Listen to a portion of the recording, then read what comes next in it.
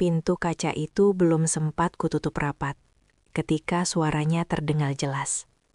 Tenang saja, begitu semua aset pindah ke namaku, perempuan itu langsung aku ceraikan. Ngapain lama-lama sama istri kampungan? Tawa pecah dari dalam ruangan. Tawa yang bikin dadaku seperti diremas. Dia pikir dia siapa? Suara wanita lain menyahut meremehkan. Gayanya sok sederhana, padahal duitnya numpang. Jijik aku liatnya. Aku berdiri kaku di balik pintu. Tanganku gemetar, tapi bibirku justru tersenyum. Udah sabar dikit. Suara itu terdengar lagi. Suara yang setiap malam kupanggil suami. Sebentar lagi semua milik gue. Dia itu cuma batu loncatan. Batu loncatan. Wanita bodoh. Istri kampungan. Kalimat-kalimat itu berputar di kepalaku. Menghantam lebih keras dari tamparan. Aku tidak masuk. Aku tidak menangis. Aku hanya menarik nafas panjang. Dan di detik itu juga, aku memutuskan satu hal. Kalau mereka pikir aku lemah, maka aku akan tunjukkan seperti apa rasanya kehilangan segalanya dalam satu malam. Tapi sebelum lanjut, saya doakan yang sudah subscribe channel ini. Semoga sehat selalu, panjang umur, rezekinya lancar, dan yang punya hutang segera lunas. Dan jangan lupa komen dari mana kalian nonton video ini. Yuk kita mulai ceritanya. Suara klakson yang bersahutan di jalanan kota membuat kepala Zafira Renjani terasa sedikit berdenyut. Ia duduk tegak di kursi belakang taksi, memandangi deretan lampu gedung tinggi yang berkilauan di balik kaca jendela. Jam di pergelangan tangannya sudah menunjukkan lewat 10 menit dari waktu yang disepakati. Zafira menarik napas pelan. Ia tahu betul, keluarga suaminya tidak pernah suka menunggu. Apalagi jika yang membuat mereka menunggu adalah dirinya. Malam ini, Gilang Arkana menyebutnya sebagai malam istimewa. Makan malam keluarga, katanya, untuk mempererat hubungan. Lokasinya sebuah restoran bintang 5 di pusat kota, tempat yang selama ini hanya Zafira lihat dari balik unggahan media sosial orang lain. Tempat yang sejak awal membuatnya ragu untuk datang. Zafira menunduk, merapikan gamis polos yang dikenakannya. Bukan baju baru, hanya pakaian bersih yang ia setrika sendiri sore tadi. Ia membetulkan hijabnya dengan gerakan hati-hati, memastikan lipatannya rapi. Ia sadar betul, di mata ibu mertuanya, Bu Marwanti Kirasmaya, apapun yang ia kenakan tidak akan pernah terlihat pantas. Terlalu sederhana, terlalu biasa, terlalu tidak mencerminkan istri pria sukses versi mereka. Taksi berhenti di depan lobi restoran yang menjulang megah dengan pintu kaca besar dan lantai marmer mengilap. Zafira membayar ongkos lalu turun. Udara dingin dari pendingin ruangan langsung menyergap saat ia melangkah masuk. Beberapa pelayan meliriknya sekilas. Pandangan mereka netral namun terasa menilai. Zafira pura-pura tidak menyadarinya dan mempercepat langkah. Pesan Gilang menyebutkan ruang VVIP di ujung lorong. Zafira berjalan menyusuri koridor panjang dengan lampu temaram dan karpet tebal yang meredam suara langkah kakinya sendiri. Jantungnya berdetak sedikit lebih cepat, bukan karena gugup, melainkan karena firasat aneh yang sejak tadi mengganggu pikirannya. Saat sampai di depan pintu ruang VVIP bernuansa emas itu, Zafira berhenti. Tangannya terangkat, siap mengetuk. Namun sebelum buku jarinya menyentuh permukaan pintu, ia menyadari sesuatu. Pintu itu tidak tertutup rapat. Hanya terbuka sedikit. Cukup untuk membiarkan suara dari dalam merembes keluar. Zafira tidak bermaksud menguping. Ia hanya berdiri di sana, ragu untuk langsung masuk. Dari celah kecil itu terdengar suara tawa. Tawa yang sangat ia kenal. Suara Gilang. Disusul suara perempuan yang lebih tua, dan suara lain yang lebih muda, bernada manja. Zafira tersenyum tipis tanpa sadar. Setidaknya, mereka tampak menikmati waktu bersama. Ia hampir mengetuk pintu saat percakapan di dalam ruangan berlanjut. Dengan nada yang terdengar santai, seolah sedang membicarakan hal sepele. Tentang bisnis, tentang rencana ke depan, tentang orang-orang yang dianggap tidak selevel. Zafira tidak menangkap semua kalimat dengan jelas, hanya potongan-potongan yang melintas begitu saja. Namun entah mengapa, dadanya terasa sedikit mengeras. Ada sesuatu dalam cara mereka berbicara yang membuatnya memilih diam sejenak lebih lama di luar pintu. Ia menggeser posisi berdirinya, berniat menunggu jeda percakapan sebelum masuk, agar kehadirannya tidak terasa canggung. Tangannya masih menggantung di udara, sementara pikirannya mulai dipenuhi pertanyaan-pertanyaan kecil yang tidak ia pahami asalnya. Di balik pintu itu, tawa kembali terdengar. Kali ini lebih pelan, namun penuh makna. Zafira menarik napas dalam-dalam, berusaha menepis rasa tidak nyaman yang muncul tanpa alasan jelas. Ia mengingatkan dirinya sendiri bahwa ini hanya makan malam biasa. Tidak ada yang perlu dikhawatirkan. Ia menurunkan tangannya perlahan, memantapkan hati. Apapun yang terjadi malam ini, ia adalah istri Gilang Arkana. Ia datang dengan niat baik, dengan kesabaran yang selama ini selalu ia jaga. Zafira menguatkan senyum di wajahnya. Lalu dengan langkah pelan namun pasti, ia kembali mengangkat tangannya ke arah pintu. Zafira mendorong pintu ruang VVIP itu dengan gerakan tenang. Percakapan di dalam ruangan terhenti seketika, seolah seseorang baru saja mematikan saklar suara. Gilang menoleh pertama kali. Senyumnya mengembang cepat, terlalu cepat, seperti refleks yang sudah terlatih. "Ah, akhirnya datang juga," katanya sambil berdiri. Nada suaranya terdengar hangat, tapi Zafira bisa merasakan jarak yang tipis namun nyata di sana. "Macet ya?" Zafira mengangguk sambil tersenyum tipis. "Lumayan, maaf bikin nunggu." Ia melangkah masuk, menyapa Bu Marwanti Kirasmaya dengan menundukkan kepala dan mencium punggung tangan wanita itu. Bu Marwanti menerima salam itu tanpa benar-benar menatap wajah Zafira. Senyum yang terbit di bibirnya rapi namun dingin. Di sisi lain meja, Rizka Elvara hanya melirik sekilas, lalu kembali sibuk dengan ponselnya. Jari-jarinya menari cepat di layar, entah membalas pesan atau sekadar mencari sudut foto terbaik dari hidangan yang sudah tersaji. Meja bundar itu tampak penuh. Piring-piring besar dengan hiasan artistik tersusun rapi. Aroma makanan mahal memenuhi ruangan, bercampur dengan wangi parfum yang terlalu kuat bagi Zafira. Ia duduk di kursi yang tersisa, tepat di antara Gilang dan Bu Marwanti. Pelayan datang menyodorkan menu. Zafira membukanya perlahan, membaca satu persatu daftar hidangan dengan harga yang membuatnya mengernyit tanpa sadar. Ia menutup menu itu kembali setelah beberapa detik. "Aku pesan sup jamur saja," katanya lembut. Rizka mendengus pelan, nyaris tak terdengar. "Sup lagi," gumamnya tanpa mengangkat kepala. Gilang tertawa kecil, seolah itu lelucon ringan. "Kamu gak mau coba yang lain? Wagyunya enak di sini." Zafira menggeleng. "Cukup itu saja, aku gak terlalu lapar." Bu Marwanti menyambung dengan nada yang terdengar ramah di permukaan. "Zafira memang dari dulu sederhana. Ibu kadang bingung, uang ada tapi gayanya tetap begitu." Zafira hanya tersenyum, memilih menatap gelas air di depannya. Ia sudah terlalu sering mendengar kalimat semacam itu. Selalu dibungkus seolah nasihat, padahal lebih mirip penilaian. Pelayan kembali dengan hidangan. Gilang dan keluarganya menyantap makanan dengan lahap. Rizka sibuk mengambil foto, memiringkan piring, mengatur cahaya, lalu tersenyum puas setelah menekan tombol unggah. Bu Marwanti sesekali berkomentar tentang rasa daging, tentang pelayanan, tentang betapa pantasnya tempat seperti ini untuk keluarga mereka. Zafira makan pelan, hampir tanpa suara. Ia memperhatikan tangan Gilang yang bergerak lincah memotong daging mahal. Cara ia berbicara dengan penuh percaya diri, seolah semua di sekelilingnya memang miliknya. Percakapan beralih ke rencana-rencana ke depan, tentang perjalanan luar negeri, tentang relasi bisnis baru, tentang hal-hal yang tidak pernah benar-benar melibatkan Zafira, meski namanya sesekali disebut. "Kita harus jaga image," kata Bu Marwanti sambil menyeka bibirnya. Sekarang posisi Gilang beda, lingkarannya juga beda. Gilang mengangguk setuju. Rizka ikut tersenyum lebar. Zafira hanya mendengarkan, menyimpan semua kata itu tanpa ekspresi. Beberapa kali Gilang meliriknya, mungkin memastikan Zafira tidak merasa tersisih. Setiap kali itu terjadi, Zafira membalas dengan senyum kecil, cukup untuk meyakinkan bahwa semuanya baik-baik saja. Waktu berjalan perlahan, piring-piring mulai kosong, gelas-gelas diganti. Zafira merasakan getaran halus dari ponselnya di dalam tas, namun ia tidak segera mengambilnya. Ia memilih tetap duduk, tetap tenang, tetap menjadi Zafira yang mereka kenal.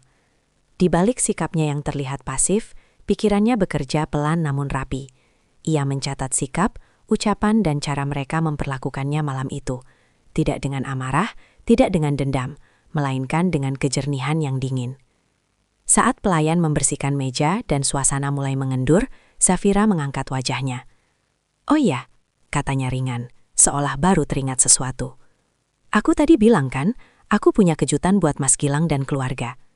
Gilang langsung menoleh, matanya berbinar. "Iya, aku hampir lupa.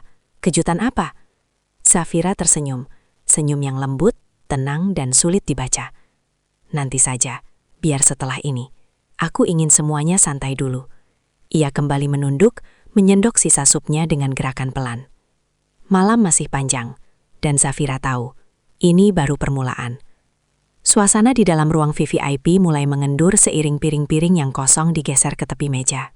Pelayan datang silih berganti, membersihkan sisa hidangan dengan gerakan cepat dan nyaris tanpa suara. Zafira memerhatikan semuanya dengan tenang. Malam ini berjalan sesuai dugaan. Ramah di permukaan, penuh jarak di baliknya. Gilang bersandar di kursinya, tampak puas. Ia berbincang ringan tentang proyek yang sedang ia kejar, menyebut beberapa nama relasi dengan nada bangga. Bu Marwanti menyimak sambil sesekali menyela, menambahkan pujian yang terdengar seperti penegasan posisi. Rizka masih setia dengan ponselnya. Sesekali tertawa kecil membaca komentar di layar. Zafira mendengarkan tanpa banyak reaksi. Ia menyandarkan punggung ke kursi, kedua tangannya terlipat rapi di pangkuan. Getaran ponselnya kembali terasa. Kali ini lebih lama. Ia tahu itu bukan pesan biasa. Namun ia tetap membiarkannya. Belum sekarang. "Zafira, kamu diam saja dari tadi," ujar Bu Marwanti. Suaranya terdengar ringan. "Capek?" "Sedikit," jawab Zafira singkat. "Tapi tidak apa-apa." Gilang menoleh, menatapnya sekilas. "Kamu yakin?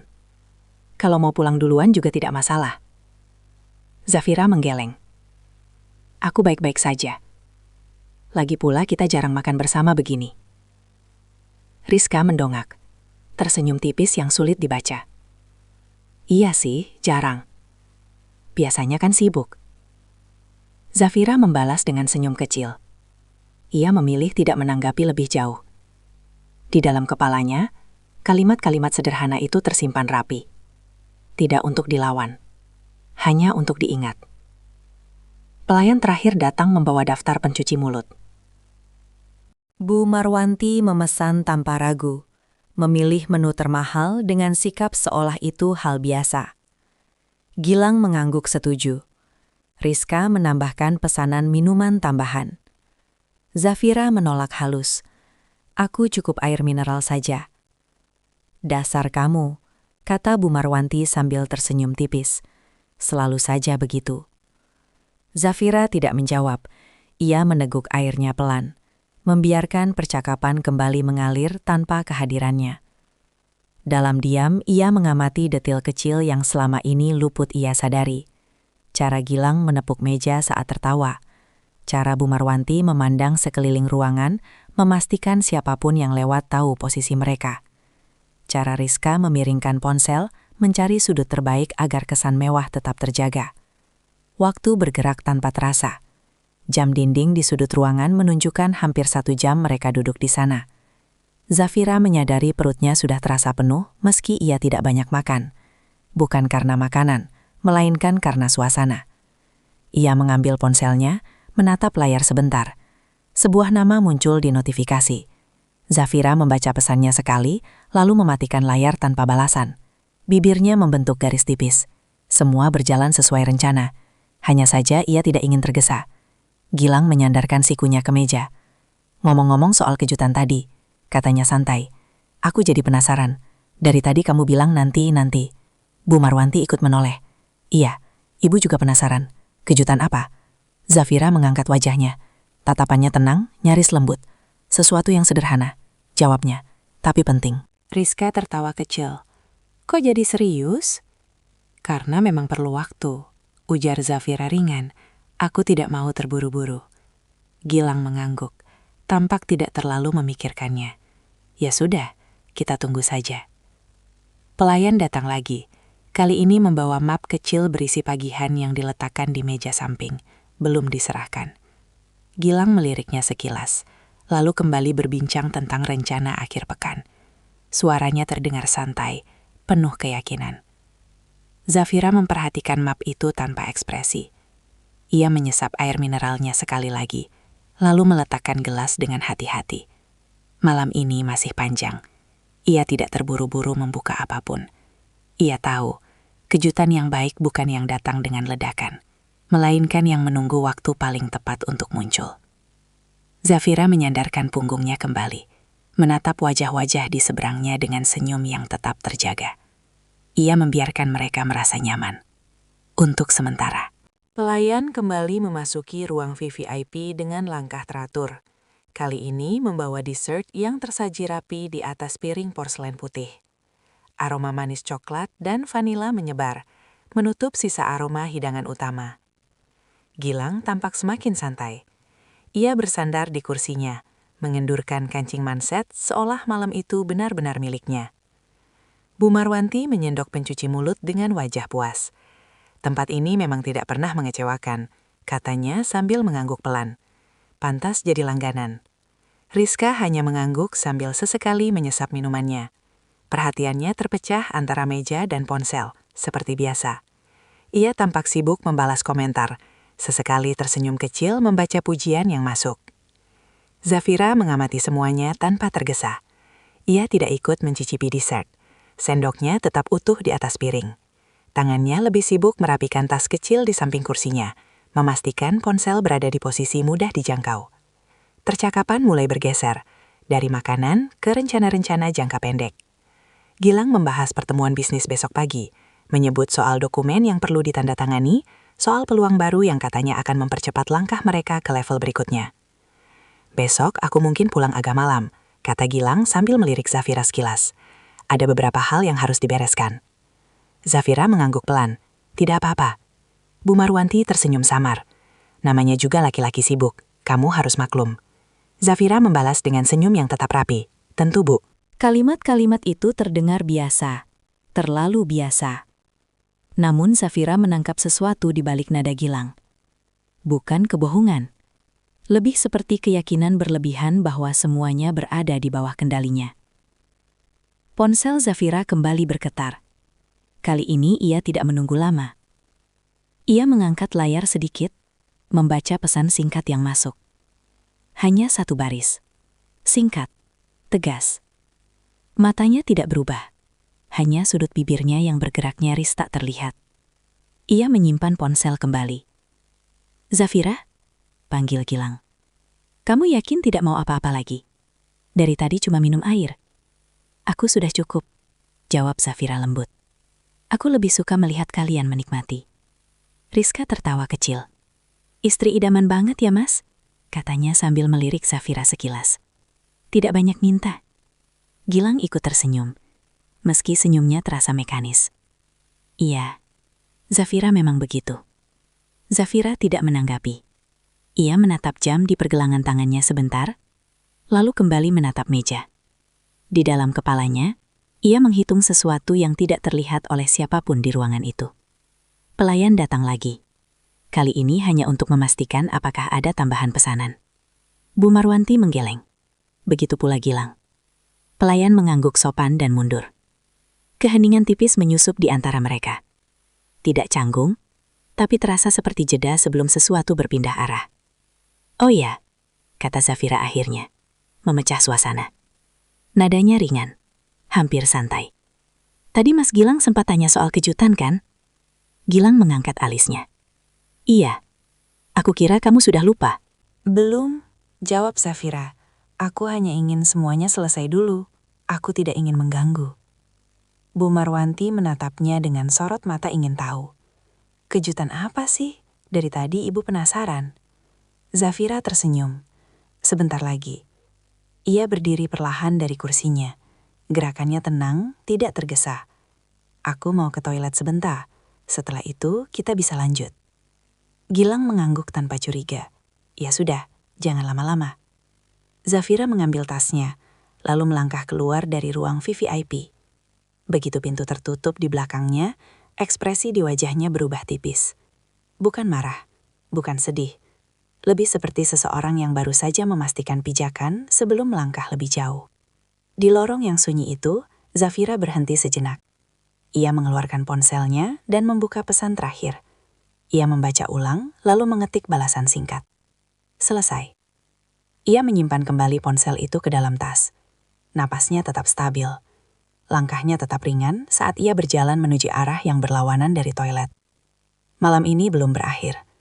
Namun sesuatu, tanpa mereka sadari, sudah mulai bergeser.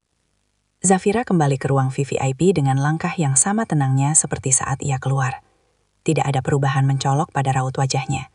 Senyum kecil tetap terjaga, bahunya tegak, dan sorot matanya masih menyimpan keteduhan yang sama. Tidak seorang pun di ruangan itu menyadari bahwa sesuatu baru saja berpindah arah di luar kendali mereka. Gilang menoleh ketika pintu terbuka. Cepat juga, katanya ringan. Zafira mengangguk sambil duduk kembali di kursinya. Tidak terlalu ramai.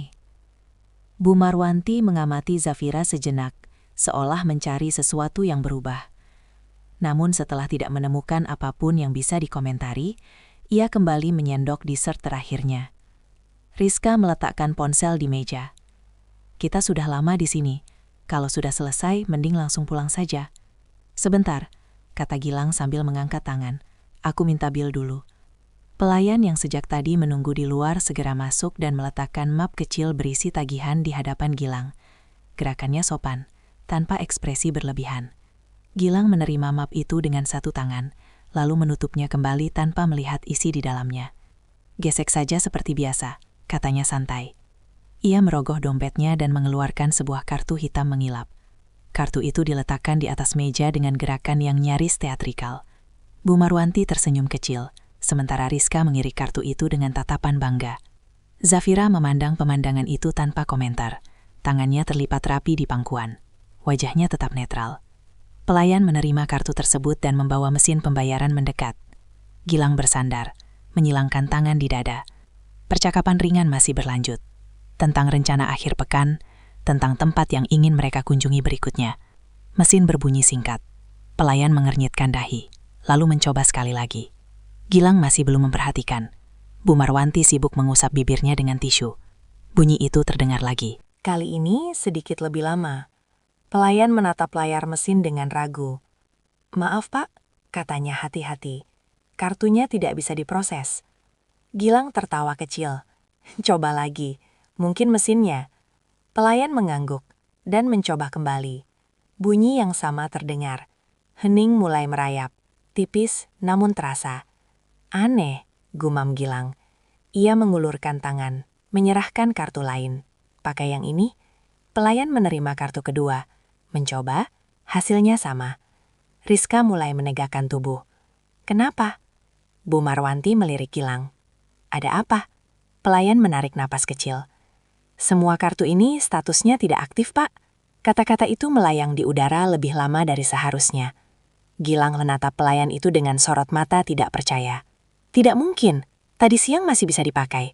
Ia membuka dompetnya lebih lebar, mengeluarkan 2 kartu lain. Diletakkannya di meja dengan sedikit lebih kasar. Coba semuanya. Pelayan mencoba satu persatu. Tidak ada yang berhasil. Keheningan kini tidak bisa diabaikan. Beberapa detik berlalu tanpa suara. Gilang menegakkan punggungnya. Bu Marwanti mulai terlihat gelisah. Rizka menelan ludah. Ini pasti sistemnya, kata Gilang cepat. Bang suka error. Zafira akhirnya angkat bicara. Suaranya lembut dan polos.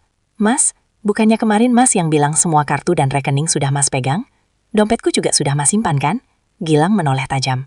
Iya, tapi aku tidak bawa apa-apa. Lanjut Zafira tanpa tergesa. Sejak itu aku memang tidak pegang uang tunai. Bu Marwanti menatap Zafira. Kamu tidak bawa kartu cadangan? Zafira menggeleng pelan. Tidak, Bu. Pelayan berdiri kikuk di samping meja. Mohon maaf, Pak. Kalau tidak ada metode pembayaran lain, kami harus menunggu penyelesaian sebelum Bapak dan Ibu meninggalkan ruangan. Nada suaranya tetap sopan, tapi tegas. Gilang mengusap wajahnya. Keringat mulai muncul di pelipisnya. Untuk pertama kalinya malam itu, rasa tidak nyaman benar-benar menyentuhnya. Zafira memandang mereka satu persatu. Wajah-wajah yang sejak tadi penuh keyakinan kini mulai retak. Ia tidak tersenyum, tidak juga menunjukkan kepuasan. Ia hanya duduk diam, seperti penonton yang tahu akhir cerita jauh sebelum adegan terakhir dimainkan. "Aku mau ke toilet sebentar," katanya kemudian sambil berdiri. Perutku tiba-tiba tidak enak. Tanpa menunggu jawaban, Zafira melangkah keluar. Kali ini ia tidak ragu memilih arah. Lorong belakang yang sunyi menuntunnya ke pintu keluar. Di luar, udara malam terasa ringan. Sebuah mobil hitam sudah menunggu dengan mesin menyala. Zafira masuk ke dalamnya tanpa menoleh ke belakang.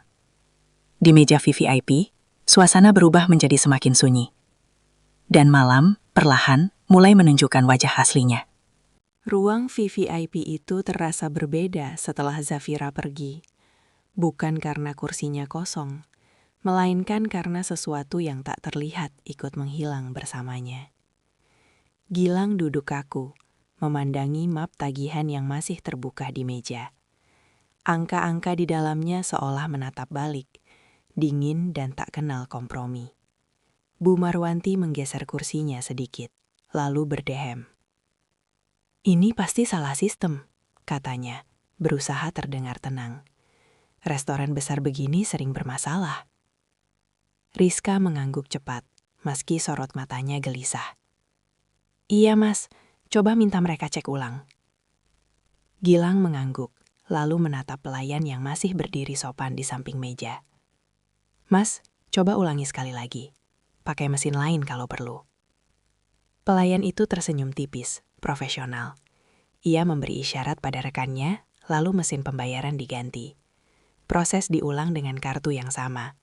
Bunyi penolakan terdengar lagi, lebih tegas dari sebelumnya. "Maaf pak," kata pelayan itu hati-hati. "Status kartunya memang tidak aktif." Kata-kata itu membuat Bu Marwanti menegakkan punggung. "Tidak aktif bagaimana? Itu kartu premium." Pelayan membuka layar kecil di mesin.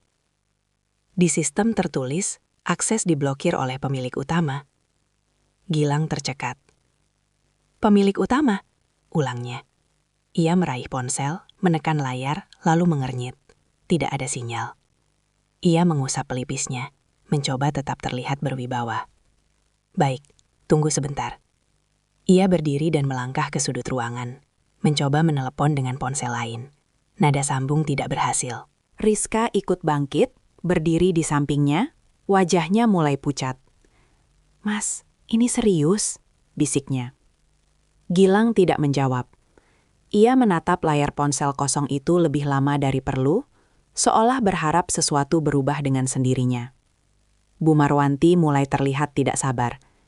"Gilang, jangan bikin ibu malu. Ini tempat umum." Manajer restoran mendekat dengan langkah terukur. "Maaf pak, Ani butuh kepastian pembayaran. Jika bapak tidak memiliki metode lain, kami harus menahan bapak dan ibu sampai ada penyelesaian." Nada suaranya tetap sopan, tapi tidak membuka ruang tawar. Gilang menarik napas dalam-dalam. "Kami keluarga terhormat," katanya cepat. "Tidak mungkin kami kabur." Manajer itu mengangguk. "Tentu pak, tapi prosedur tetap prosedur." Waktu berjalan lambat. Beberapa meja lain mulai memperhatikan. Rizka menunduk, menutupi wajahnya dengan rambut. Bu Marwanti memijat pelipisnya. Bibirnya bergetar menahan kesal. "Ada uang tunai?" tanya Bu Marwanti lirih, namun tajam. Gilang menggeleng. "Tidak bawa." "Pinjam," desaknya. Gilang menoleh ke sekeliling, menimbang kemungkinan. Tidak ada wajah yang bisa ia dekati tanpa menurunkan martabatnya. Ia kembali duduk. Rahangnya mengeras. Manajer restoran akhirnya menyampaikan opsi terakhir. "Jika berkenan, Bapak bisa meninggalkan barang berharga sebagai jaminan sementara. Setelah itu, Bapak bisa melunasi tagihan esok hari." Hening. Bu Marwanti menatap Gilang dengan mata melebar. Rizka menelan ludah. Gilang terdiam beberapa detik, lalu mengangguk kaku. Ia melepas jam tangan di pergelangan tangannya. Logamnya berat, kilauannya masih sempurna. Ia meletakkannya di atas meja. Ponsel premium menyusul. diserahkan dengan gerakan enggan. Manajer mencatat, meminta tanda tangan di selembar kertas. Gilang menorehkan namanya dengan tangan yang tidak lagi stabil. Ia menandatangani sesuatu yang belum sepenuhnya ia pahami dampaknya. Setelah semuanya selesai, mereka diizinkan pergi. Tidak ada ucapan perpisahan, tidak ada senyum, hanya langkah-langkah cepat menuju pintu keluar. Di dalam taksi yang mereka tumpangi, keheningan terasa menekan. Lampu kota berkelebat di luar jendela. Bu Marwanti akhirnya berbicara. Suaranya bergetar marah. Perempuan itu keterlaluan. Rizka mengangguk, matanya berkaca-kaca. Ini semua gara-gara dia. Gilang tetap diam. Ia menatap lurus ke depan, pikirannya bekerja cepat. Ia belum menganggap ini kekalahan. Baginya, ini hanya gangguan. Sebentar lagi semuanya akan kembali normal. Begitu ia bertemu Zafira. Ia tidak tahu, malam itu bukan sekadar gangguan. Itu adalah tanda pertama bahwa sesuatu yang selama ini ia anggap milik, mulai benar-benar menjauh. Perjalanan pulang terasa lebih panjang dari biasanya. Taksi melaju pelan melewati deretan lampu kota yang mulai redup. Gilang duduk tegak, punggungnya kaku, menatap lurus ke depan tanpa benar-benar melihat apapun. Di kursi belakang, Bu Marwanti menghela napas berkali-kali, sementara Rizka memeluk tasnya erat-erat seolah takut kehilangan apapun lagi malam itu. Tidak ada yang memulai percakapan. Mesin taksi berdengung lembut, menjadi satu-satunya suara yang mengisi kabin.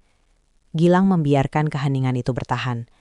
Di kepalanya, ia menyusun ulang rencana, mencari celah, menghubungi orang-orang yang ia yakini masih berpihak padanya, dan yang terpenting, berbicara dengan Zafira sesegera mungkin.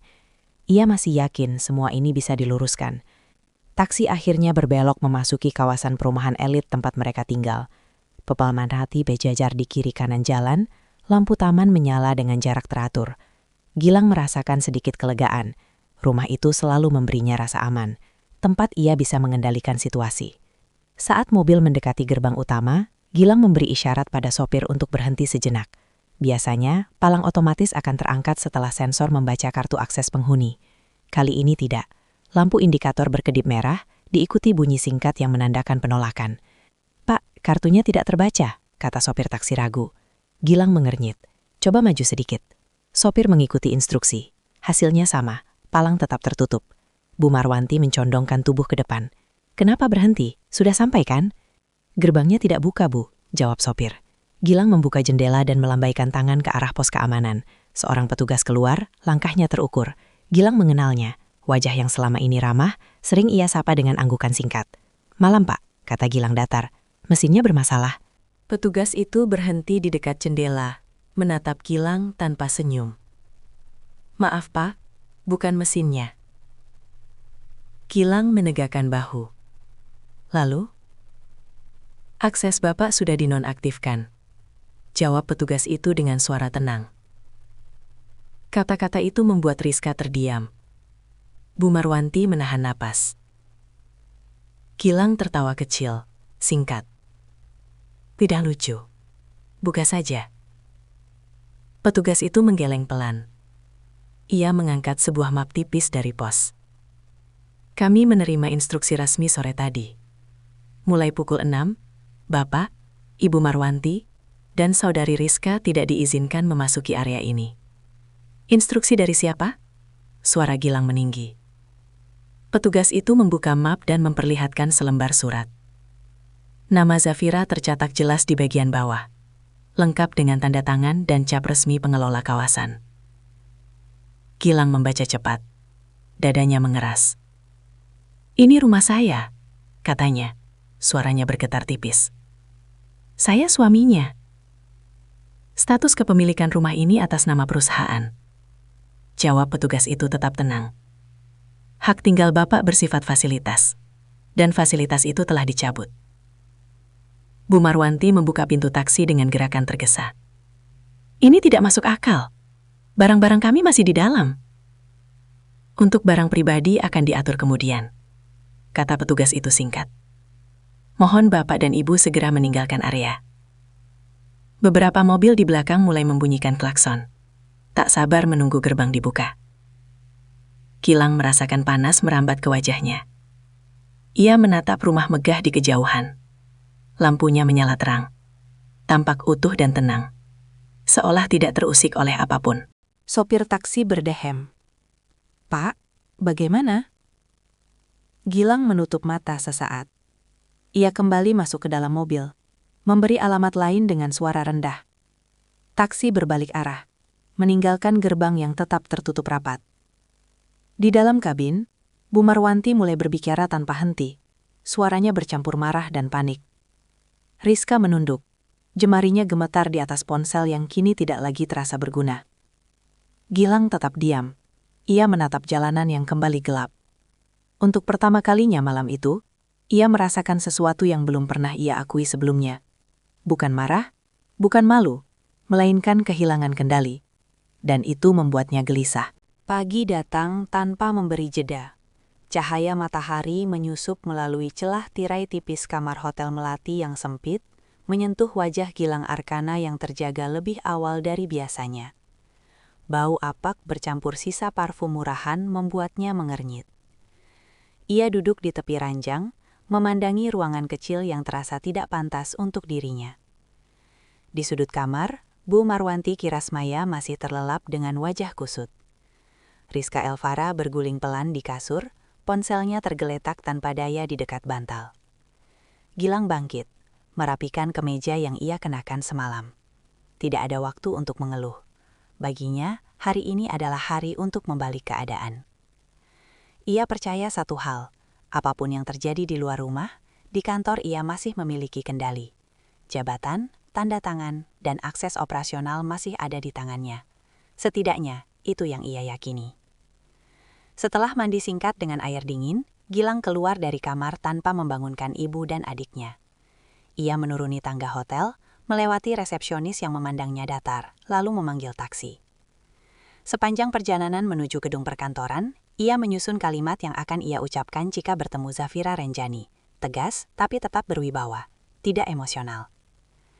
Gedung pencakar langit tempat kantornya berada berdiri seperti biasa, tinggi, rapi, dan penuh kaca. Gilang melangkah masuk dengan langkah panjang. Namun sejak memasuki lobi, ada sesuatu yang terasa berbeda. Resepsionis yang biasanya menyapanya dengan senyum, kini hanya menunduk, berpura-pura sibuk. Satpam di dekat pintu putar memandangnya sekilas, lalu mengalihkan pandangan. Gilang mengabaikan firasat itu. Ia menempelkan kartu akses ke mesin. Lampu menyala merah. Ia mencobanya lagi. Tetap merah. Ada masalah? Tanya Gilang ketus pada Satpam. Satpam itu ragu sejenak. Maaf Pak, akses Bapak tidak aktif. Gilang menghela napas keras. Panggil bagian IT. Sesuai prosedur, Bapak harus lapor ke manajemen. Jawab Satpam itu hati-hati. Kesabaran Gilang menipis. Ia melangkah melewati pintu putar saat ada karyawan lain keluar, memanfaatkan celah singkat itu. Beberapa pasang mata menoleh. Ada yang terkejut, ada yang cepat-cepat berpaling. Lift terbuka. Gilang masuk dan menekan tombol lantai eksekutif. Jantungnya berdetak lebih cepat, bukan karena takut, melainkan karena marah yang tertahan. Pintu lift terbuka dengan bunyi lembut, menampakkan lorong kantor yang terasa lebih sunyi dari biasanya. Ia berjalan menuju ruang direksi, membuka pintu tanpa mengetuk. Ruangan itu tidak kosong. Di kursi yang selama ini ia duduki, Pak Wisesa Pradipta duduk tenang, memegang map tebal. Di sekeliling meja berdiri beberapa orang berjas rapi yang Gilang kenali sebagai tim audit dan penasihat hukum perusahaan. Gilang berhenti di ambang pintu. Apa-apaan ini? Katanya datar. Pak Wisesa mengangkat wajahnya. Tatapannya tenang, hampir dingin. Selamat pagi Pak Gilang, silakan duduk. Itu kursi saya, ujar Gilang tajam. Pak Wisesa tidak bergeser. Mulai pagi ini, tidak lagi. Gilang tertawa pendek. Kamu bercanda. Pak Wisesa menggeser map ke tengah meja. Ini hasil audit internal. Ada beberapa hal yang perlu kita bicarakan. Gilang melangkah masuk, rahangnya mengeras. Panggil Zafira, sekarang. Seolah menjawab permintaannya, layar besar di dinding menyala. Wajah Zafira muncul di sana. Rapi, tenang, tanpa rias berlebihan. Ia menatap lurus ke arah kamera. Pagi Mas Gilang, ucapnya pelan. Gilang menahan napas. Untuk sesaat, ruangan itu terasa semakin sempit. Ia belum tahu apa yang akan terjadi selanjutnya. Ia hanya tahu satu hal, hari ini tidak akan berjalan seperti yang ia rencanakan. Dan untuk pertama kalinya, keyakinannya mulai goyah. Ruangan direksi terasa lebih sunyi dari yang seharusnya. Pendingin udara bekerja stabil, namun tidak mampu meredam ketegangan yang menggantung. Gilang Arkana berdiri tanpa duduk, seolah kursi di seberangnya bukan lagi miliknya. Pandangannya berpindah dari Pak Wisesa Pradipta ke wajah-wajah berjas yang berdiri rapi di sekitar meja. Zafira di layar tetap diam beberapa detik. Ia tidak terburu-buru berbicara, seakan memberi waktu bagi Gilang untuk menyesuaikan diri dengan kenyataan baru yang belum sepenuhnya ia pahami. "Apa maksud semua ini?" tanya Gilang akhirnya. Suaranya terdengar lebih terkendali daripada yang ia rasakan. "Kalau ini soal kesalahpahaman, kita bisa bicarakan berdua." Zafira menggeleng pelan. "Ini bukan soal perasaan, Mas. Ini soal data." Pak Wisesa membuka map di depannya dan menggeser beberapa lembar dokumen ke tengah meja. Kami mulai audit sejak 2 minggu lalu. Katanya tenang. Ada pergerakan dana yang tidak tercatat sesuai prosedur. Gilang melirik dokumen itu sekilas. Angka-angka, tabel, dan tanda tangan memenuhi halaman. Ia belum membacanya dengan saksama, namun nalurinya menangkap sesuatu yang tidak menguntungkan. "Itu dana operasional," bantahnya cepat. "Aku punya wewenang." "Wewenang ada batasnya," jawab Pak Wisesa, "terutama jika dana dialihkan ke rekening pribadi pihak luar." Gilang menegapkan bahu. "Itu urusan internal, tidak ada yang dirugikan." Zafira tersenyum tipis di layar. "Mas yakin?" Ia memberi isyarat kecil. Pak Wisesa menekan tombol di remote. Layar berganti menampilkan grafik aliran dana. Nama-nama rekening muncul satu persatu, ditandai garis merah. Gilang mengenali salah satu nama itu, dadanya mengeras. Namun ia masih berdiri di tempatnya, menahan reaksi. "Ini transaksi untuk pembelian aset," katanya, mencoba terdengar wajar. "Semua bisa dijelaskan." "Penjelasan akan dibutuhkan," ujar Pak Wisesa. "Tapi bukan sekarang." Seorang pria berjas di sisi meja maju selangkah. Berdasarkan rapat pemegang saham yang diadakan pagi ini, struktur manajemen sementara mengalami perubahan. Gilang menoleh tajam. "Rapat apa?" Zafira menjawab dengan suara tenang. "Rapat sirkuler. Sebagai pemilik saham mayoritas, aku berhak." Kata-kata itu menggantung. Gilang menelan ludah. "Kamu tidak bisa memutuskan sendiri." "Aku tidak sendiri," balas Zafira. "Aku hanya menjalankan hak." Pak Wisesa melanjutkan. "Mulai hari ini, akses operasional Pak Gilang dibatasi sementara, hingga proses klarifikasi selesai." "Dibatasi?" ulang Gilang. "Artinya apa?" "Artinya," jawab Pak Wisesa, "Pak Gilang tidak lagi memiliki kewenangan menandatangani, mengakses rekening perusahaan, atau mengambil keputusan strategis." Gilang tertawa singkat, kering. "Kalian bercanda." Tidak ada yang membalas tawa itu. Di luar ruangan, langkah kaki terdengar lewat. Beberapa karyawan berhenti sejenak, lalu berlalu. Suasana kantor yang biasanya sibuk kini terasa menjauh, seolah dunia di luar ruangan itu bergerak tanpa melibatkan Gilang lagi. Zafira menatapnya dari layar, tidak dengan kemarahan, tidak pula dengan kemenangan. "Mas, aku tidak ingin ini berlarut," katanya. "Aku hanya ingin semuanya jelas." "Jelas menurutmu?" sahut Gilang. "Tidak menurutku." Zafira mengangguk. "Itu sebabnya proses ini berjalan." Pak Wisesa berdiri. "Kami akan minta Pak Gilang menyerahkan kartu akses dan perangkat kantor untuk sementara." Gilang terdiam. Ia memandang meja, kursi, layar. Semua yang selama ini ia anggap sebagai simbol pencapaiannya. Tangannya mengepal perlahan, lalu mengendur. "Ini belum selesai," katanya rendah. "Benar," jawab Zafira. "Belum." Layar perlahan meredup saat sambungan video terputus. Gilang berdiri sendiri di tengah ruangan yang kini terasa asing. Tidak ada teriakan, tidak ada drama. Hanya keputusan-keputusan yang berjalan rapi, meninggalkan gema sunyi yang lebih menyakitkan dari amarah. Ia melangkah keluar ruangan itu dengan langkah berat. Di balik pintu yang menutup pelan, ia sadar satu hal. Kendali yang selama ini ia pegang mulai terlepas, sedikit demi sedikit. Dan ia belum tahu bagaimana cara merebutnya kembali. Gilang keluar dari gedung perkantoran dengan langkah yang lebih lambat dari saat ia masuk. Udara pagi terasa lebih panas dari biasanya, atau mungkin pikirannya yang terlalu penuh. Ia berhenti sejenak di trotoar, menatap deretan mobil yang melintas tanpa peduli. Ponselnya bergetar di saku. Notifikasi demi notifikasi masuk silih berganti. Namun tak satu pun ia buka. Ia memesan taksi daring dan menyebutkan alamat Hotel Melati tempat ibunya dan Rizka menunggu. Sepanjang perjalanan, ia menatap layar kosong, membayangkan jalur-jalur yang masih mungkin ia tempuh. Ia menolak mengakui kekalahan. Baginya, pembatasan di kantor hanyalah gangguan sementara. Di hotel, Bu Marwanti sudah terbangun. Wajahnya kusut, rambutnya disanggul seadanya. Rizka duduk di tepi ranjang, menatap ponsel dengan mata sembab. Ketika Gilang masuk, dua pasang mata itu langsung menoleh serempak.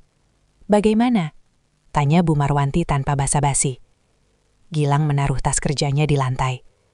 "Ada masalah kecil di kantor," jawabnya singkat, "tapi masih bisa dibereskan." "Masalah kecil sampai kita diusir dari rumah?" Rizka menyela, suaranya bergetar. Gilang tidak menjawab.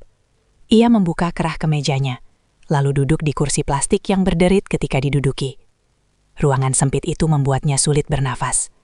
Ia tahu, mereka membutuhkan tempat lain, sesuatu yang lebih layak, setidaknya untuk sementara. "Ada satu tempat," katanya akhirnya. "Kita ke Nadira." Bu Marwanti terdiam sejenak, lalu mengangguk cepat. "Perempuan itu?" "Iya," jawab Gilang. "Dia punya apartemen di pusat kota. Kita bisa numpang sebentar." Rizka ragu. "Dia mau?" "Dia akan mau," jawab Gilang, lebih yakin daripada yang ia rasakan. Mereka berkemas seadanya. Tidak banyak yang bisa dibawa. Di perjalanan menuju apartemen Nadira, Gilang menyiapkan kalimat-kalimat yang akan ia ucapkan. Ia akan tampil tenang, percaya diri, seperti biasa. Lobi apartemen terasa dingin dan sunyi. Nadira turun beberapa menit kemudian. Penampilannya santai, namun raut wajahnya tidak sepenuhnya menyembunyikan keterkejutan melihat Gilang datang bersama ibu dan adiknya. "Kok mendadak?" tanyanya, mencoba tersenyum. "Lagi ada situasi," jawab Gilang sambil mendekat. "Kita butuh tempat sebentar." Nadira melirik Bu Marwanti dan Rizka, lalu kembali ke Gilang. "Sebentar berapa lama?" "Tidak lama," kata Gilang. "Aku janji." Dengan ragu, Nadira mengangguk dan mengajak mereka naik. Apartemennya cukup rapi, meski ada tumpukan tagihan di sudut meja yang cepat-cepat ia geser. Bu Marwanti memperhatikan sekeliling, menilai tanpa kata. Mereka duduk. Keheningan singkat menyusup sebelum Gilang membuka pembicaraan. "Aku butuh bantuan," katanya pelan. "Dana tunai." Nadira menegang. "Untuk apa?" "Pengacara," jawab Gilang. "Dan kebutuhan sementara." Nadira menghela napas. "Gilang, kamu masih punya tas-tas yang kubelikan," potong Gilang. Suaranya tetap datar. "Atau perhiasan. Kita bisa jual." Nadira tak diam. Matanya berpindah, menghindari tatapan Gilang. Keheningan kali ini lebih berat. "Ada apa?" tanya Gilang. Nadira menarik nafas panjang. "Sudah tidak ada." "Apa maksudmu?" Gilang menegakkan tubuh.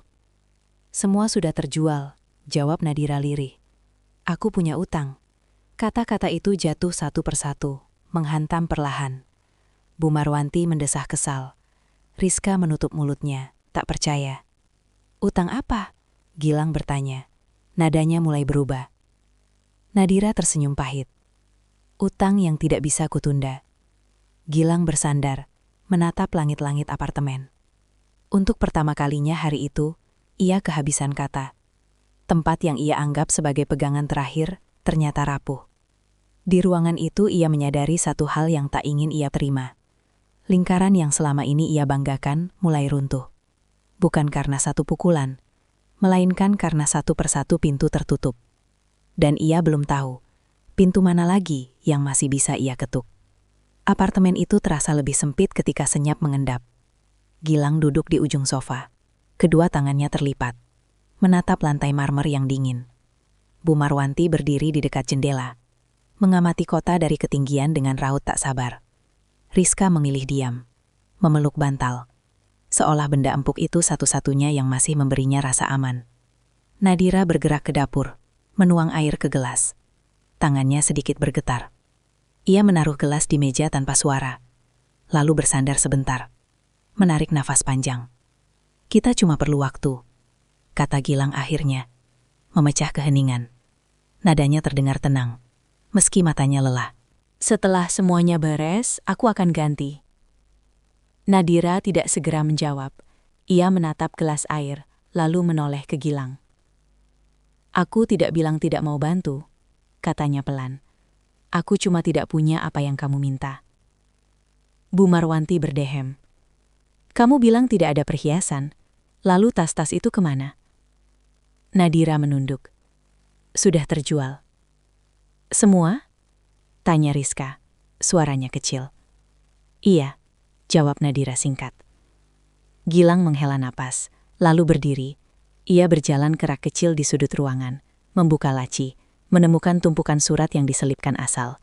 Ia mengambil satu, membaca sekilas. Angka-angka jatuh seperti beban. "Tagihan?" tanyanya. Nadira mengangguk. "Tunggakan." Bu Marwanti berbalik dari jendela. "Kamu hidup begini?" Nadira mengangkat bahu. "Aku mengatur sendiri." Kata-kata itu tidak meyakinkan siapapun. Gilang menaruh kembali surat itu, lalu menatap sekeliling. Apartemen ini rapi, tapi terlalu rapi untuk menyembunyikan masalah.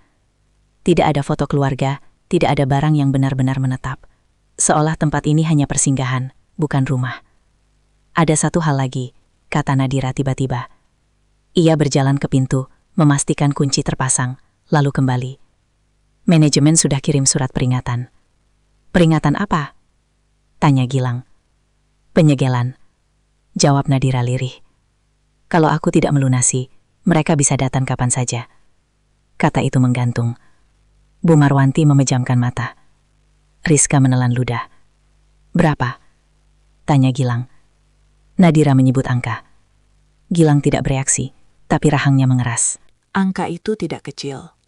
Bahkan jika ia masih memiliki akses, ia perlu waktu. "Kalau mereka datang?" tanya Bu Marwanti. "Kita harus keluar," jawab Nadira. "Aku sudah minta penangguhan, tapi..." Bunyi bel terdengar, singkat namun tegas. Semua menoleh bersamaan. Nadira membeku. "Itu mereka," katanya cepat. Gilang berdiri refleks. "Buka saja, aku bicara." Nadira ragu, lalu berjalan ke pintu. Ia membuka sedikit. 2 orang petugas berdiri di luar, membawa mak. Nada mereka sopan, langkah mereka pasti. "Selamat siang," kata salah satu. "Kami dari manajemen." Nadira mengangguk. "Saya tahu." "Kami perlu masuk," lanjut petugas itu. "Ada dokumen yang harus disampaikan." Mereka masuk, menyampaikan surat dengan bahasa formal. Tidak ada teriakan, tidak ada drama. Hanya kalimat-kalimat rapi yang menyebut tenggat dan konsekuensi. Bu Marwanti duduk perlahan. Rizka menunduk. "Kami beri waktu 1 jam," kata petugas terakhir sebelum pergi. Setelah itu, unit harus kosong. Pintu tertutup. Keheningan kembali turun, lebih berat dari sebelumnya. Gilang menatap Nadira. 1 jam, katanya datar. Nadira mengangguk, matanya berkaca. "Maaf." Bu Marwanti berdiri. "Kita berkemas." Tidak ada yang membantah. Mereka bergerak tanpa kata, memasukkan barang seadanya ke tas. Gilang memperhatikan Nadira, yang menyusun pakaiannya dengan tangan gemetar. Ia tidak marah, ia hanya lelah. Ketika waktu hampir habis, mereka berdiri di depan pintu. Nadira menghela napas terakhir, mematikan lampu. Pintu tertutup pelan. Di lorong apartemen yang dingin, Gilang berhenti sejenak. Harapan terakhir yang ia sandarkan pada tempat ini runtuh tanpa suara. Dan di balik dinding putih yang baru mereka tinggalkan, ia sadar, bukan hanya pintu yang tertutup, melainkan satu lagi jalur keluar yang lenyap. Mereka keluar dari gedung apartemen dengan langkah teratur, seolah sedang meninggalkan sebuah acara biasa, padahal masing-masing membawa perasaan yang tidak terucap. Lorong yang panjang terasa dingin, lampu putihnya memantul di lantai licin, membuat bayangan mereka tampak lebih kurus dari kenyataan. Di luar, matahari siang menyengat. Gilang berhenti di tepi trotoar, menatap jalan raya yang ramai. Bu Marwanti berdiri di sampingnya, mengipas-ngipas wajah dengan tangan kosong. Rizka menghela napas pendek, berusaha menahan air mata yang mengancam turun. "Kita cari hotel lain," ucap Gilang akhirnya. Nada suaranya terdengar mantap, meski pikirannya berputar cepat. Sementara, Bu Marwanti mengangguk. Yang penting bersih. Mereka memesan taksi. Di perjalanan, Gilang membuka ponselnya, menghubungi beberapa nama lama, rekan bisnis, kenalan, orang-orang yang dulu sering ia bantu. Satu persatu panggilan tidak terjawab. Ada yang menolak dengan alasan singkat, ada yang sekadar membaca pesan tanpa balasan.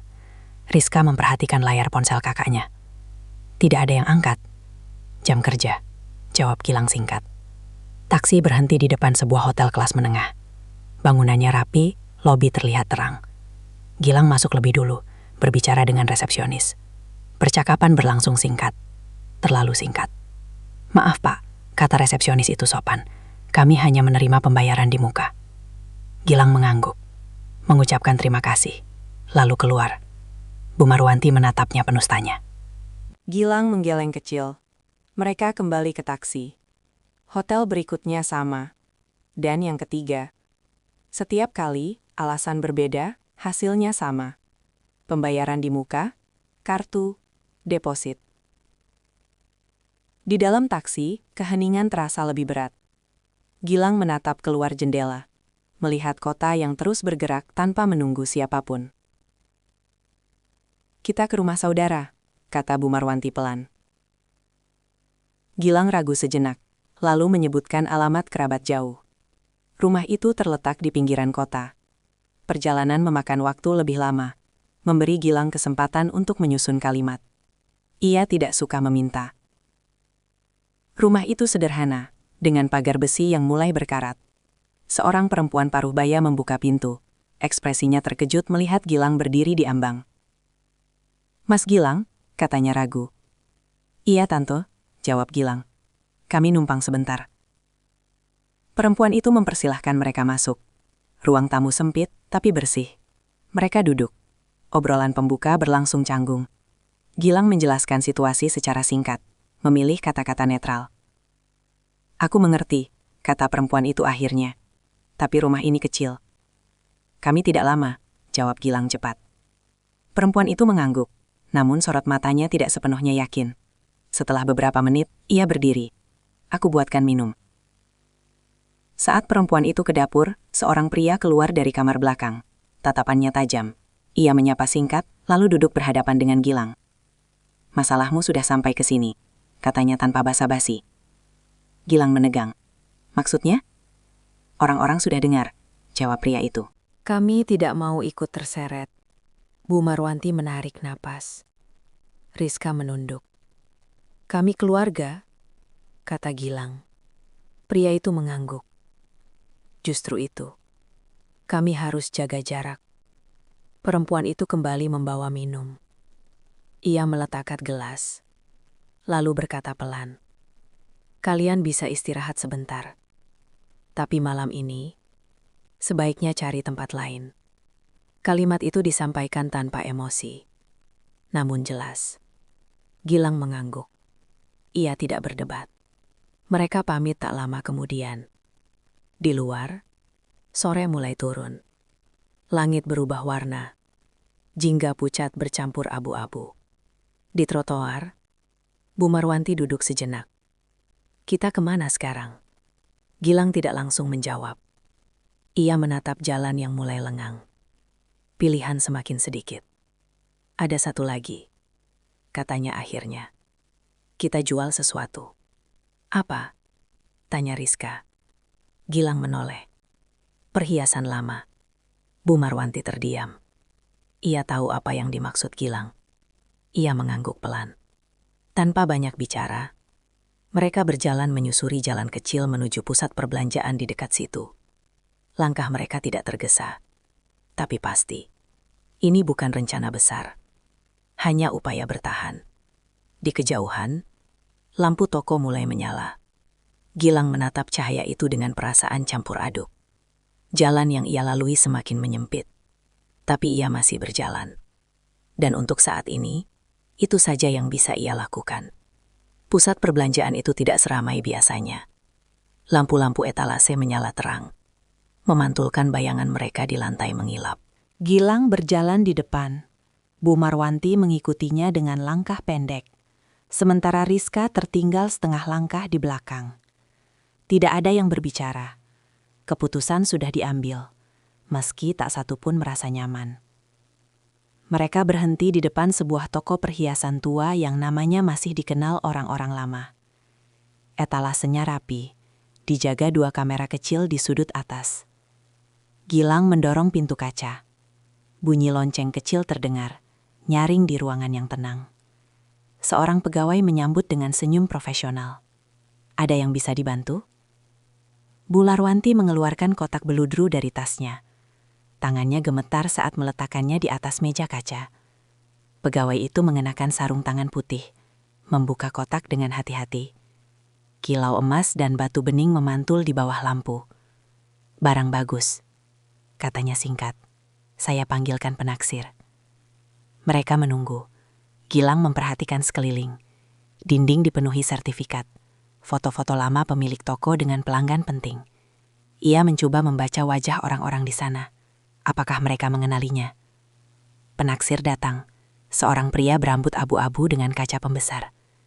Ia memeriksa setiap detail, mencatat, lalu membuka map kecil. Wajahnya yang semula netral berubah lebih serius. "Maaf," katanya akhirnya. "Saya perlu konfirmasi." Ia mengetik cepat di komputer, menatap layar beberapa detik lebih lama. Keheningan memanjang. "Ini bukan barang yang bisa kami beli," lanjutnya. Bu Marwanti menegang. "Kenapa?" "Status kepemilikan," jawab penaksir itu. Barang ini terdaftar sebagai aset titipan, tidak untuk diperjualbelikan. Gilang melangkah maju. "Itu milik keluarga." Penaksir menggeleng pelan. "Di sistem kami, terdaftar atas nama yayasan. Ada klausul peminjaman." Bu Marwanti memucat. "Tidak mungkin.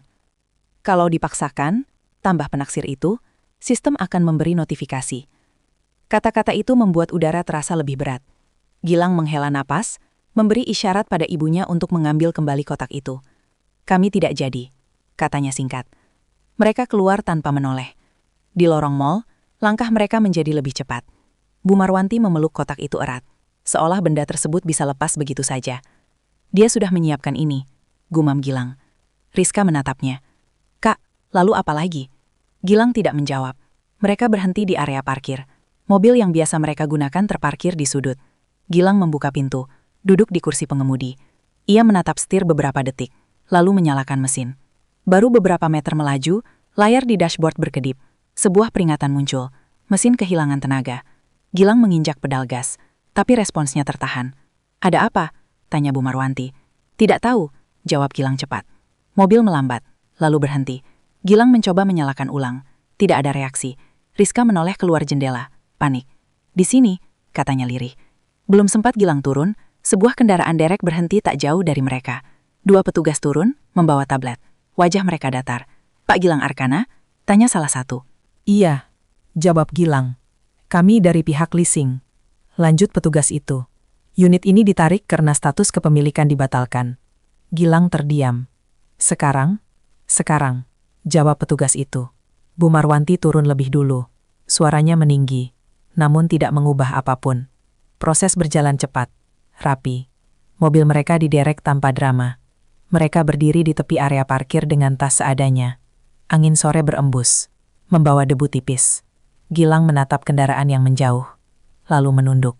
Tidak ada teriakan, tidak ada makian, hanya rasa kosong yang menyelinap pelan. Di tempat itu, ia menyadari satu hal. Harga yang harus ia bayar bukan lagi soal uang. Yang hilang jauh lebih besar, dan ia belum tahu bagaimana menebusnya. Langkah mereka meninggalkan area parkir terasa lebih berat dari sebelumnya. Jalan pulang kini benar-benar samar. Pagi itu terasa lebih dingin dari biasanya, meski matahari sudah naik tinggi. Gilang duduk di bangku plastik sebuah balai warga yang catnya mulai mengelupas.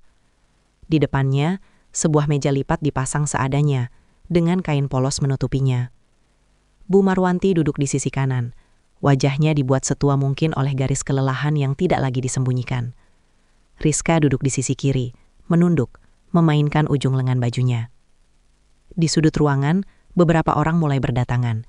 Kamera kecil, ponsel, dan alat perekam suara muncul satu persatu. Gilang memperhatikan mereka dengan tatapan datar. Ini bukan ruang konferensi megah, bukan pula aula hotel berbintang. Namun baginya, inilah satu-satunya panggung yang tersisa. "Semua sudah siap?" tanya seorang pria berambut tipis yang berdiri di dekat pintu. Ia adalah kenalan lama Gilang, seseorang yang pernah ia bantu beberapa tahun lalu. Kini pria itu bekerja di media daring yang gemar mengejar sensasi. Gilang mengangguk. "Mulai saja." Pria itu memberi isyarat. Beberapa wartawan mendekat, menyalakan kamera. Suasana mendadak hening, seolah ruangan kecil itu menahan napas. Gilang meraih mikrofon. Tangannya tidak gemetar, meski dadanya terasa berat. Ia tahu cerita seperti apa yang harus ia sampaikan. Cerita tentang pengkhianatan, tentang ketidakadilan, tentang seorang suami yang tersingkir oleh kekuasaan. Saya tidak datang ke sini untuk mencari simpati. Ucapnya membuka. Suaranya dibuat rendah, penuh kendali. Saya hanya ingin menyampaikan kebenaran. Ia melanjutkan, menyusun kalimat dengan hati-hati. Tentang bagaimana ia merasa disingkirkan. Tentang rumah yang tak lagi bisa ia masuki.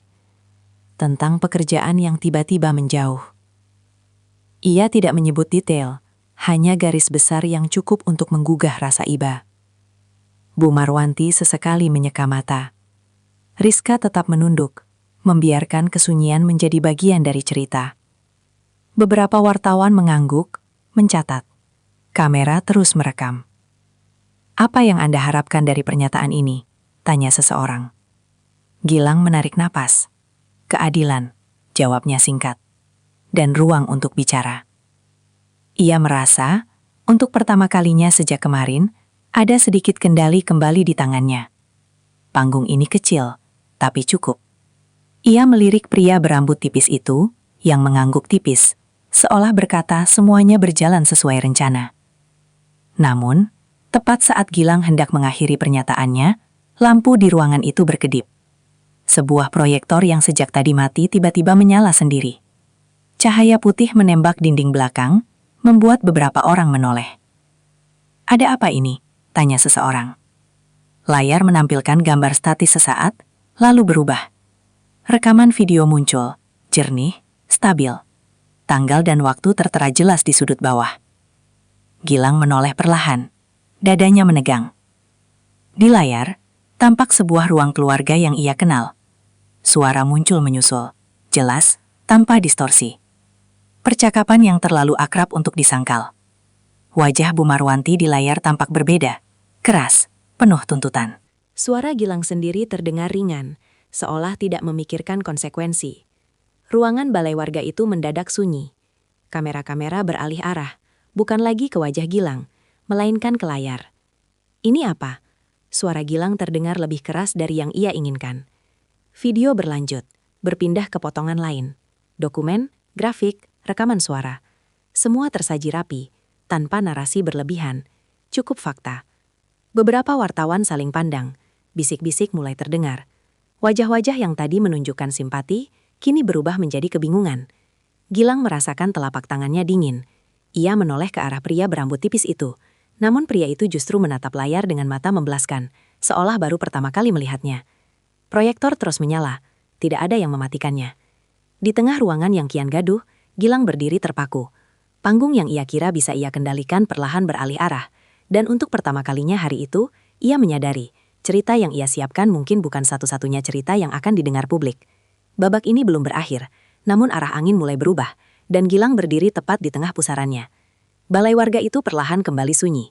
Kursi-kursi plastik ditinggalkan dalam posisi acak, kabel kamera digulung terburu-buru, dan suara langkah kaki menjauh satu persatu. Gilang masih berdiri di tempatnya, menatap dinding kosong yang beberapa menit lalu menampilkan potongan hidupnya sendiri. Proyektor telah mati, namun gema yang ditinggalkannya tidak ikut padam. Bu Marwanti duduk kaku. Wajahnya pucat, sorot matanya tidak lagi mencari simpati. Rizka berdiri di dekat pintu, ragu antara ingin pergi atau bertahan. Tidak ada yang bicara. Tidak ada yang tahu harus berkata apa. Seorang wartawan mendekat, kali ini tanpa senyum. "Pak Gilang, apakah Anda ingin menanggapi isi video tadi?" Gilang membuka mulut, lalu menutupnya kembali. Kata-kata yang biasa ia susun rapi tidak mau keluar. Ia menggeleng singkat. Wartawan itu mengangguk, berbalik, dan pergi. Tidak ada lagi pertanyaan. Mereka keluar dari balai warga menjelang siang. Matahari tepat di atas kepala, panasnya memantul dari aspal. Gilang berjalan lebih dulu, langkahnya berat. Di belakangnya, Bu Marwanti tertatih, sementara Rizka menunduk menahan isak. Hari-hari berikutnya berjalan tanpa penanda yang jelas. Mereka berpindah dari satu tempat ke tempat lain, mengandalkan sisa kebaikan orang-orang yang masih mau memberi tumpangan singkat. Ponsel Gilang jarang berbunyi. Nama-nama yang dulu mudah ia hubungi, kini menjauh dengan alasan yang sopan atau diam sepenuhnya. Beberapa minggu kemudian, kabar resmi datang. proses hukum berjalan tanpa suara. Tidak ada konferensi pers, tidak ada sorotan kamera. Hanya surat, tanda tangan, dan keputusan yang tertulis hitam di atas putih. Gilang membaca semuanya dalam diam. Tidak ada ruang untuk membantah. Waktu berlalu. Musim berganti tanpa menunggu siapapun. Di sebuah pasar pinggiran kota, Gilang berdiri di antara tumpukan karung. Tubuhnya lebih kurus, kulitnya lebih gelap terbakar matahari. Ia bekerja apa saja yang bisa ia dapatkan. Tidak tetap, tidak pasti. Bu Marwanti sesekali membantu di lapak sayur. Rizka mencuci piring di warung kecil, tangannya kasar, namun matanya mulai jarang menangis. Suatu siang Gilang duduk di bangku kayu, membuka bungkusan nasi sederhana. Kertas pembungkusnya adalah potongan koran lama. Matanya tertumbuk pada sebuah foto di sudut halaman. Seorang perempuan berdiri di depan gedung baru, tersenyum tenang. Judul di bawahnya singkat, bersih, tanpa sensasi. Nama itu ia kenal. Gilang menatap foto itu lama. Tidak ada rasa marah yang menyembur. Yang ada hanya kelelahan dan sesuatu yang menyerupai pengakuan. Ia mengunyah makanannya perlahan, rasanya hambar. Di tempat lain, Zafira berdiri di balkon sebuah gedung yang baru diresmikan. Angin sore menyibakkan ujung hijabnya. Kota terbentang luas di bawah, penuh cahaya dan kemungkinan. Ia tidak menoleh ke belakang. Tidak karena lupa, melainkan karena tidak perlu. Seorang pria berdiri di dekatnya. Tidak menuntut, tidak mendesak. Hanya menemani. "Sudah siap?" tanya pria itu. Zafira mengangguk. "Iya." Ia melangkah masuk, meninggalkan balkon yang terbuka. Di dalam, hidup menunggunya dengan ritme baru. Lebih tenang, lebih jujur. Jarak antara mereka kini tidak lagi bisa diukur dengan alamat atau harta. Jarak itu tercipta dari pilihan-pilihan yang diambil, dari cara memperlakukan orang lain saat merasa paling berkuasa. Dan disitulah perbedaan mereka menetap. Tidak semua kejatuhan terdengar keras. Sebagian hanya terasa panjang. Tidak semua kemenangan perlu diumumkan. Sebagian cukup dijalani. Cerita ini berakhir tanpa sorak, tanpa air mata berlebihan. Hanya pelajaran yang tinggal bagi siapapun yang mau melihatnya.